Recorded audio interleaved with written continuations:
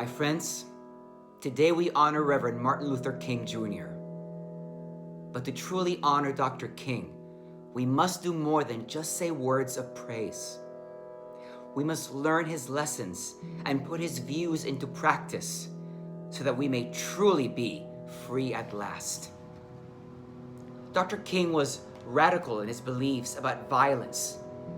He learned how to successfully fight hatred and violence with the unstoppable power of nonviolence.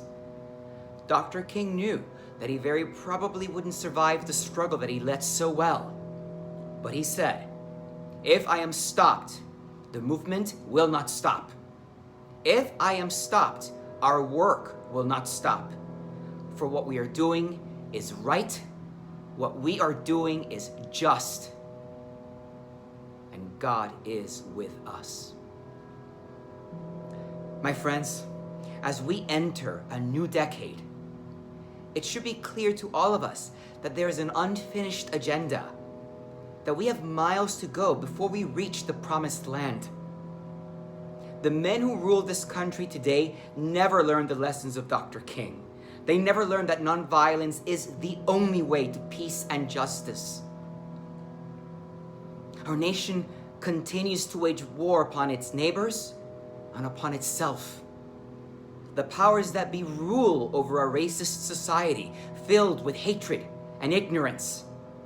Our nation continues to be segregated along racial and economic lines. The powers that be make themselves richer by exploiting the poor. My friends, the time for action is upon us. The enemies of justice wants you to think of Dr. King as only a civil rights leader. But he had a much broader agent. He was a tireless crusader for the rights of the poor and for the rights of workers everywhere.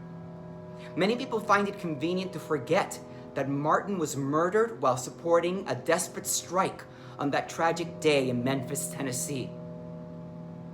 He died while fighting for the rights of sanitation workers.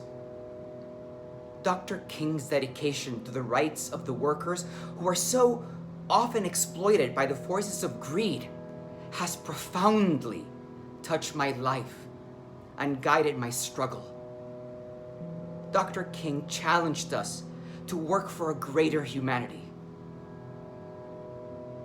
I only hope that we are worthy of his challenge.